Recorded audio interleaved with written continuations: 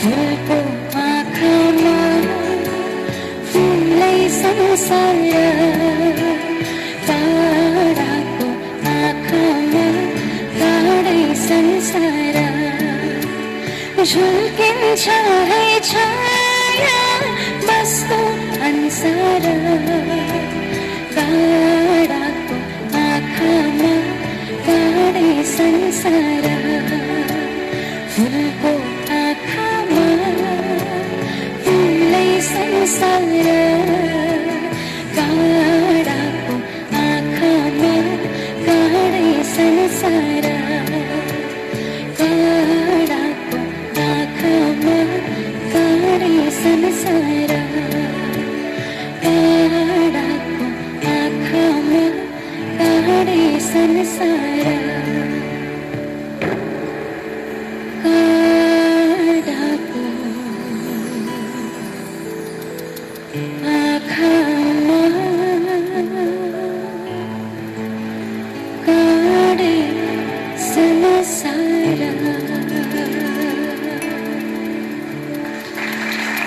Thank you.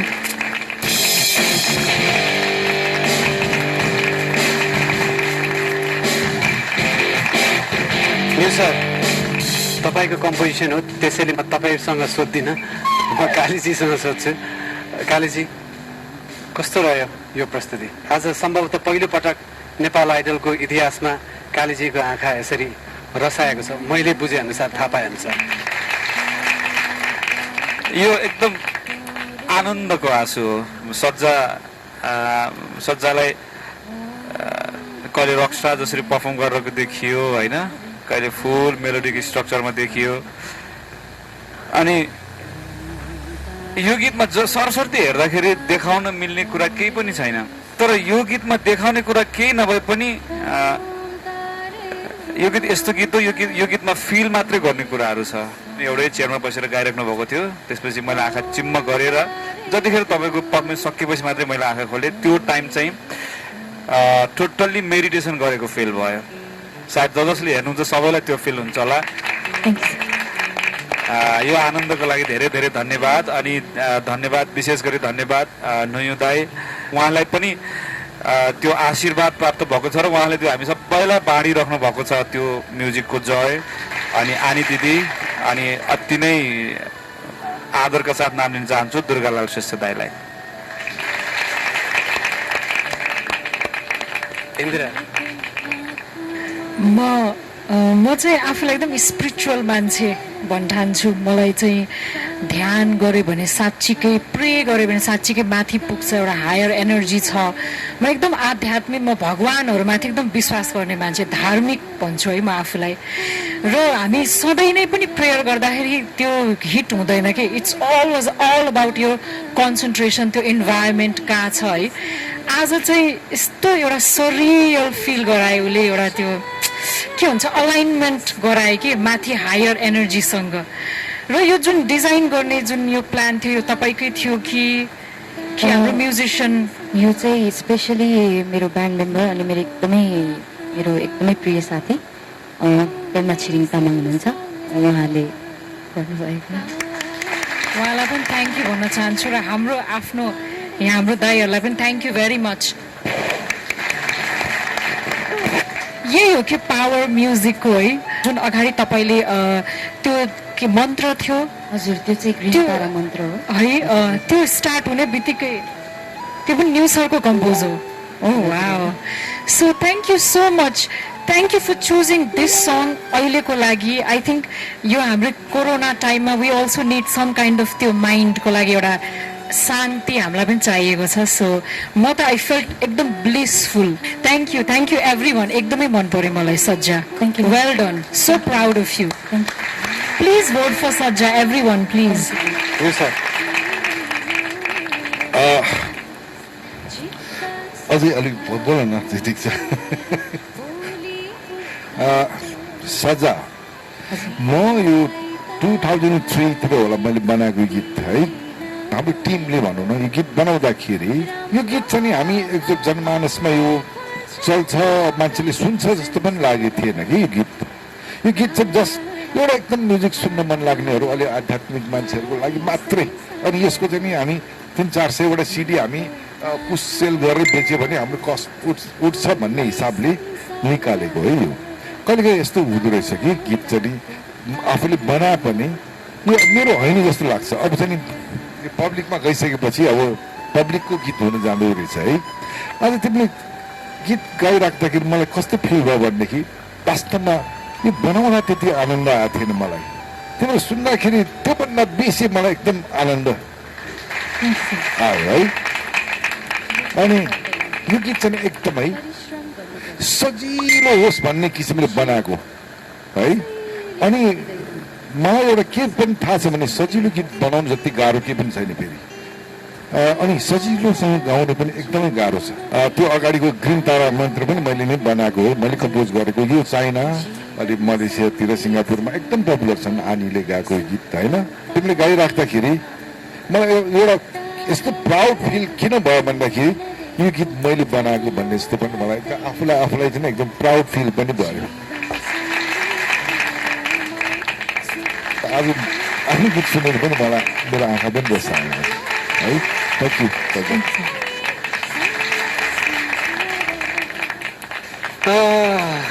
Thank you so much सज्जा, बहुत खुसी लागेको छ आज। म एउटा सज्जाको विषयमा के पनि भन्न मन लाग्यो भने सज्जा यहाँ आएदेखि म एउटा के गर्व गर्न सक्छु भनेदेखि यदि सज्जालाई इन्टरनेसनली पनि उसलाई लग्यो भने ऊ कोही भन्दा 1% पनि कम हुँदैन ल। यति चाहिँ म लेखेर राइट म पनि केही भनिदिइहालौँ। हुन त अघि मैले जोकले गरेको थिएँ, तर I really want to say something about Sajja. सज्जाले जब यो स्टेजमा पर्फर्म गर्थ्यो अडिसनदेखि नै, जब आफ्नो छाप छोड्दै गयो, जब हामीले चिन्दै गयौँ सज्जा भनेर। By the way I have a daughter, मेरो 13 वर्षको छोरी छ। अनि एउटा पिता भएको नाताले जब म सज्जालाई हेर्थेँ स्टेजमा, म चाहन्थेँ कि हरेक टाइम मेरो छोरी पनि यसरी मञ्चमा आएर गीत गाइदियोस्, यसरी आफ्नो प्रतिभा प्रदर्शन गरिदियोस्। र उसमा साँच्चीको प्रतिभा छ भने सज्जालाई जसरी उसको बुवा आमाले साथ दिएको छ, म पनि मेरो छोरीलाई यसरी नै साथ दिन चाहन्छु जस्तो सधैँ नै लागिरहन्थ्यो। र यसरी सज्जा धेरै पटक रोएको छ यो मञ्चमा। त्यो रोएको बेला मलाई चाहिँ गएर नरौ छोरी भनेर अँगालो मारेर भन्न मन लाग्थ्यो। आज पनि भन्न मन छ, तर अवस्था त्यो छैन। कोभिडले गर्दाखेरि हामीले त्यो गर्न सकेको छैन। But I really love your talent, I really like you, be the way you are, यस्तै रहिरहनु छोरी।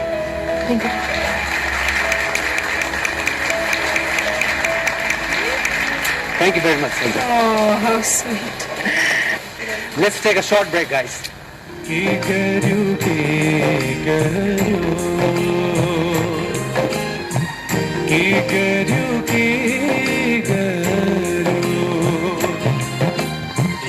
मायाको बसाइ सार्यो, जिउनु नमर्नु पार्यो, बिछोडाको हुरीले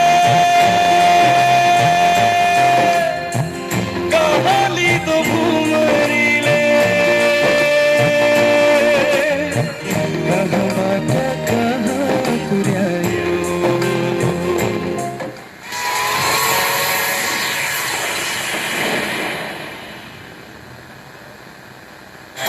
घरमा साथ कोकसँग खास।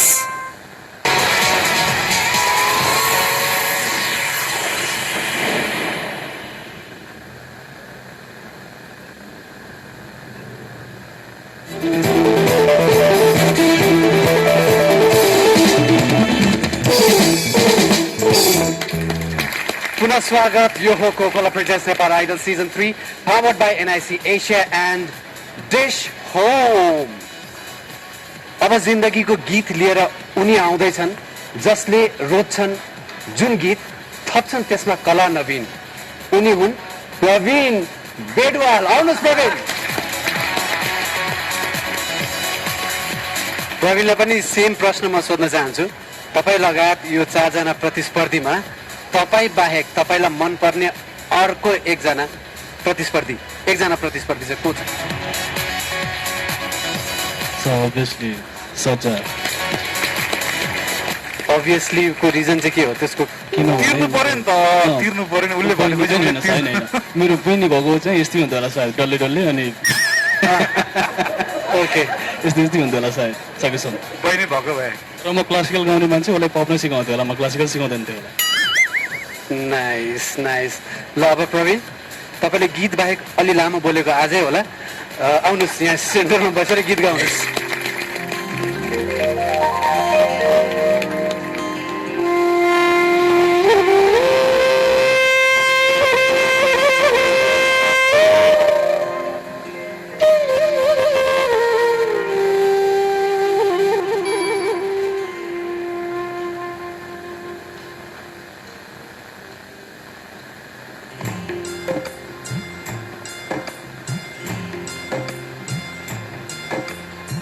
बिरहीको भाकाले यो मुटुलाई छोयो एकान्तमा तडपी तडपी न्याउली चरिरह्यो नबजाऊ सारङ्गीदै सारङ्गीको धुन उनीलाई सम्झी सम्झी रुन्छ मेरो मन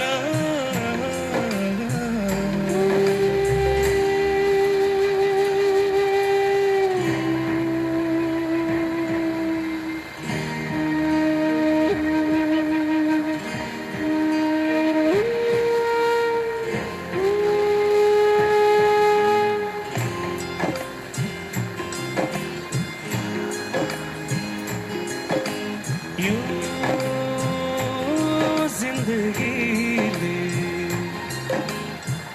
के गर्यो के गर्यो के गर्यो के गर्यो यो जिन्दगीले के गर्यो के गर्यो के गर्यो के गर्यो मायाको बसाइ सार्यो जिउनु नमर्नु पार्यो बिछोडको हुरीले कहालिदो भुमरीले कहाँबाट कहाँ पुर्यायो कहाँबाट कहाँ पुर्यायो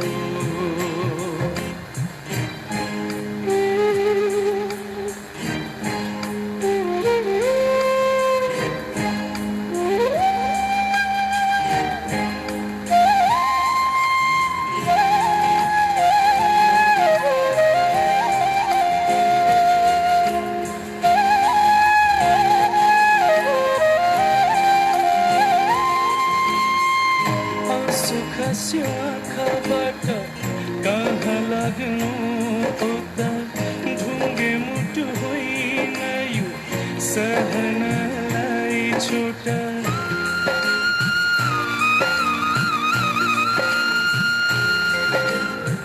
झरनामा बगी जाने पहराको आँसु ओठभरि बेथा लुकाई कसरी महासु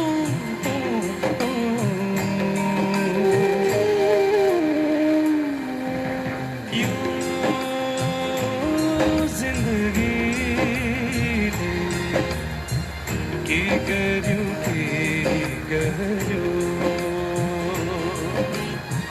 के गर्यो के गर्यो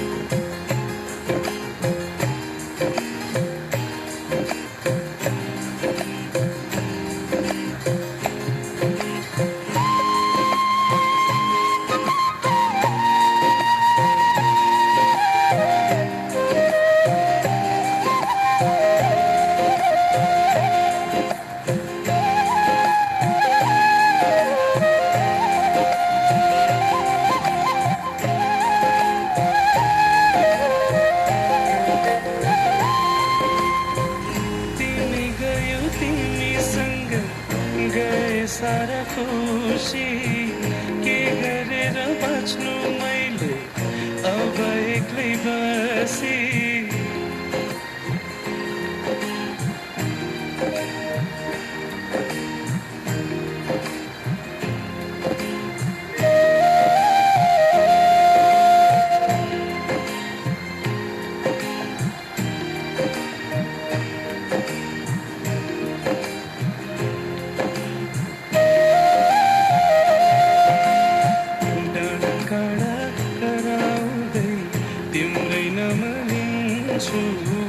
पहरमा ठोकिएर तिम्रै बोली सुन्छु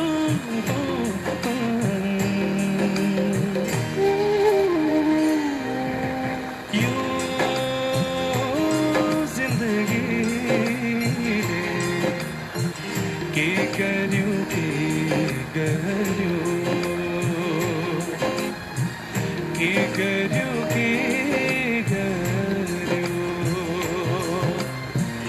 मायाको बसै सार्यो जिउनु नमर्नु पर्यो बिछोडको हुरीले कहाली दो भुमरीले कहाँबाट कहाँ पुर्यायो कहाँबाट कहाँ पुर्यायो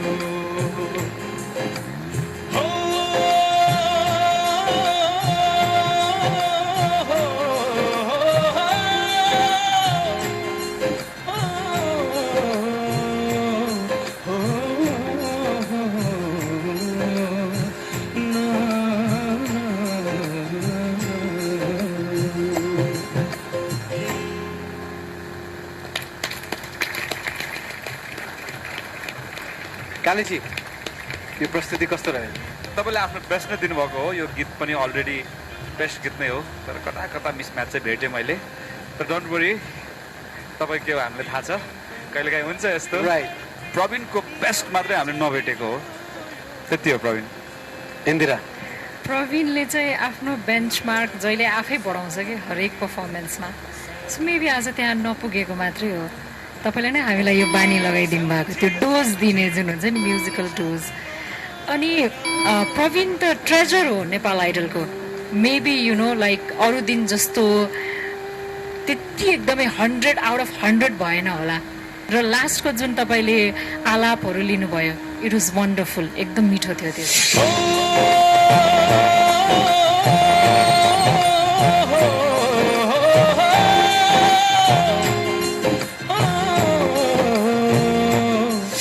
आज चाहिँ गीतले चाहिँ के गर्यो होइन, प्रवीणले के गर्यो जस्तो चाहिँ मलाई सुरुमा चाहिँ फिल भयो कि पछि तिमीले अब आफ्नो ठाउँमा आयो। आजको पर्फर्मेन्स चाहिँ होइन, अब हामीले सुनेको गीत हो यो होइन, सोनू निगमजीले गाउनु भएको हो।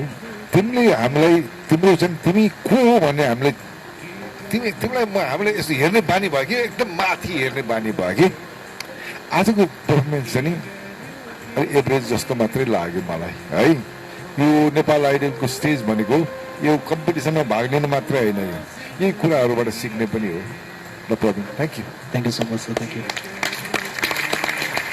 जब जब उहाँले यो मञ्चमा प्रस्तुति दिनुहुन्छ त्यसपछि साथीहरूको कल आउँछ, कस्तो राम्रो गाएको भनेर। मैले 50 चोटि यो गीत सुने भनेर अस्ति पनि तपाईँले जुन गीत गाउनुभयो त्यसको लागि क्यानाडामा बस्ने मेरो साथीहरूले कल गर्नुभयो। कालीजीको पनि साथी हुनुहुन्छ, उहाँहरूले फोन गर्नुभयो कस्तो दामी गायो भनेर के बिहानै।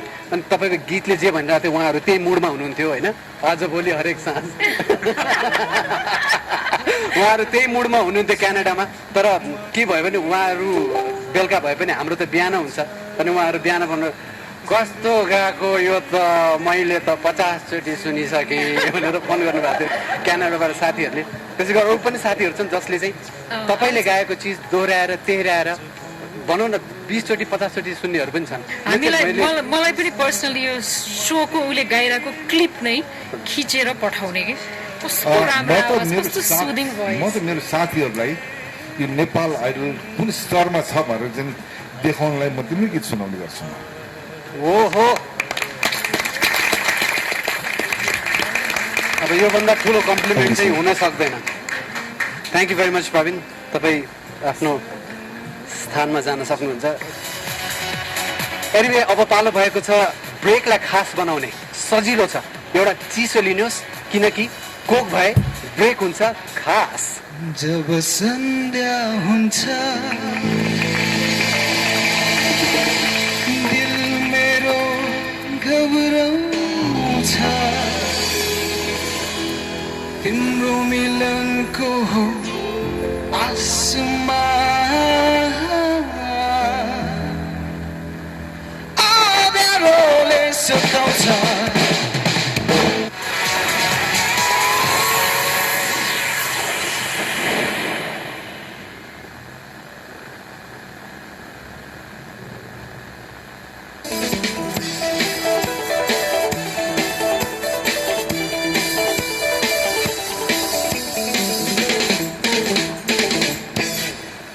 Welcome back.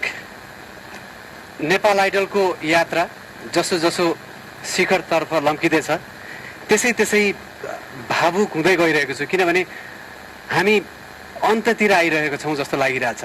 किनभने नेपाल आइडल सिजन 3 को अन्त्य हुन्छ, तर एउटा कलाकार, एउटा नेपाल आइडलको विजेताको यात्रा त्यसपछि सुरु हुन्छ।